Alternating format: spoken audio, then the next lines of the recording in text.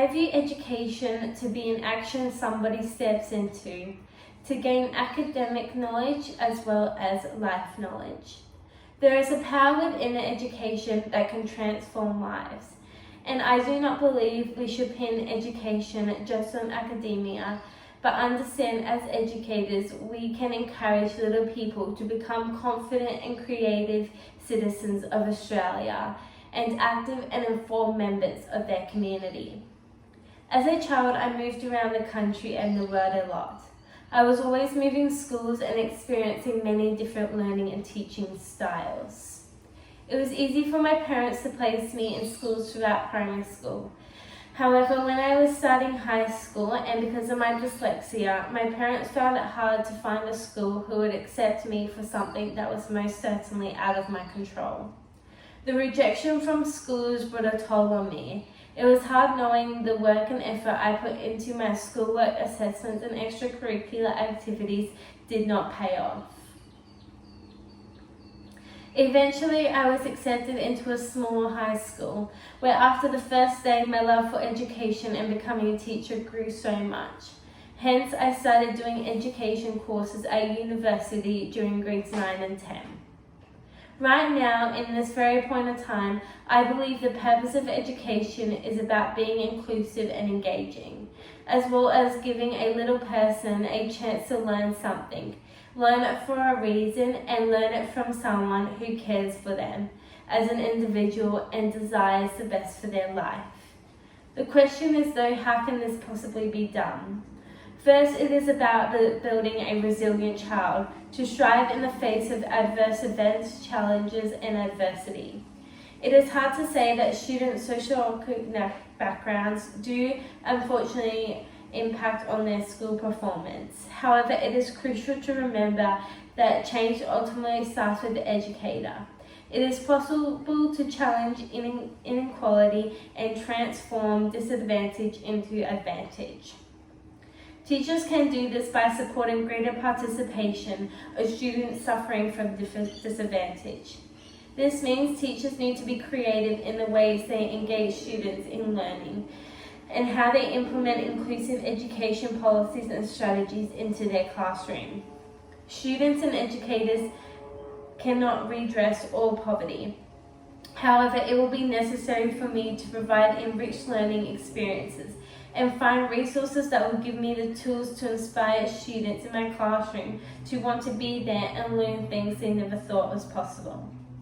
As well, it is evident that disadvantaged parents are less involved in students' schooling. Therefore, it will be essential to build relationships with parents, prioritize links with parents, and always foster effective communication strategies. Therefore, for me, one of the most primary purposes of education is understanding the cycle of disadvantage never ends unless steps are being taken. These steps can include creating a classroom culture of high expectation relationships, creating a space for student-centered instruction with an alignment of well-thought-out curricula and assessment practices. Addition to this, when I think about my time in school, I not only think about what I learned academically, but I think about the friendships I made, the teachers who taught me life skills, and the lessons I learned by making these choices, decisions, and mistakes. Yes, education was about helping me get a degree, then one day a job. Nevertheless, it was more than that. I discovered who I wanted to be as a person, an individual, and someone who had a sense of self-worth, self-awareness, and who could manage their own emotional, cultural, spiritual, and physical well-being. Therefore, I also believe the purpose of education is that children learn respect, integrity, courage, and honesty. Children will learn that by being respectful is about accepting someone for who they are, even if they're different or you disagree with them. The students in my classroom will learn that respect is by doing things with people, not towards them. Stronger Smarter Institute says that teachers must promote a life of integrity themselves. We have a responsibility to teach these students how to take responsibility for their actions. respect others and stand up for what they believe in. We inspire integrity in the classroom because we want our future leaders to be honest and make brave decisions that will push our country further.